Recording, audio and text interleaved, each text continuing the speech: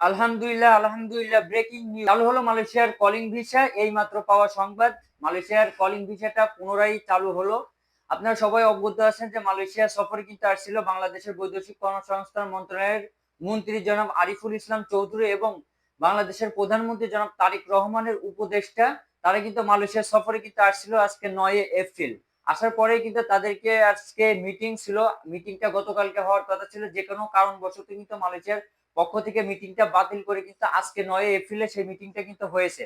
এবং সেই মিটিংটা হওয়ার পরবর্তী সময়ে কিন্তু মালয়েশিয়ার স্বরাষ্ট্র মন্ত্রণালয় এবং বাংলাদেশের হাই কমিশন থেকে তারা কিন্তু ঘোষণা দিয়েছে যে পুনরায় কিন্তু মালয়েশিয়ার কলিং ভিসাটা চালুর জন্য মালয়েশিয়ার পক্ষ থেকে সম্মতি কিন্তু জানিয়েছেন।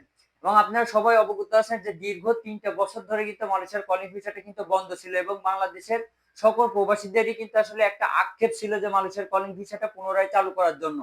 বিগত বছরগুলোতে কিন্তু মালয়েশিয়ার কলিং ভিসাটা সিন্ডিকেটের কারণে এবং অনিয়ম হওয়ার কারণে কিন্তু আসলে মালয়েশিয়ার কলিং ভিসাটা কিন্তু বন্ধ হয়েছিল। তারা কিন্তু এটাও কিন্তু ডিক্লেয়ার করেছে যে মালয়েশিয়ার কলিং ভিসা অর্থাৎ 9 এপ্রিলে মালয়েশিয়ার কলিং ভিসাটা চালু হওয়ার পরে পরবর্তী সময়তে মালয়েশিয়ার কলিং ভিসাটা চালুর পরবর্তী সময়তে মালয়েশিয়ার কলিং ভিসাতে কর্মী আনার ক্ষেত্রে কোনো সিন্ডিকেট এবং কোনো সমস্যা কিন্তু আসলে হবে না, এটা কিন্তু তারা কিন্তু জানিয়েছেন। এবং আপনারা সবাই অবগত আছেন যে মালয়েশিয়াতে যারা অবস্থানরত আছেন, যারা অবৈধ অধিবাসী যারা আছেন, তাদের একটা কিন্তু আশা যে মালয়েশিয়াতে পুনরায় অবৈধদের বৈধতাকরণ করার জন্য আসলে বাংলাদেশ এবং মালয়েশিয়ার আজকে বৈঠকে কথা হবে। তো সেই ব্যাপারে এখন পর্যন্ত মালয়েশিয়ার পক্ষ থেকে এবং বাংলাদেশের মন্ত্রীদের পক্ষ থেকে কিন্তু এখনো পর্যন্ত কোনো ঘোষণা কিন্তু আসেনি।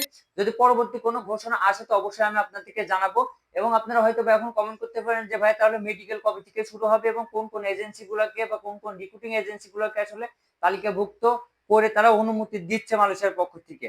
তো কবে থেকে আসলে মেডিকেল শুরু হচ্ছে বা কবে থেকে আসলে মেডিকেলের পর্যায়ক্রমে কার্যক্রমগুলো শুরু হবে, এই বিষয়টা নিয়ে এখনো পর্যন্ত কিন্তু মালয়েশিয়ার স্বরাষ্ট্র মন্ত্রণালয় থেকে এবং বাংলাদেশ হাই কমিশন থেকে এখনো পর্যন্ত কিন্তু ডিক্লেয়ার তারা দেয়নি।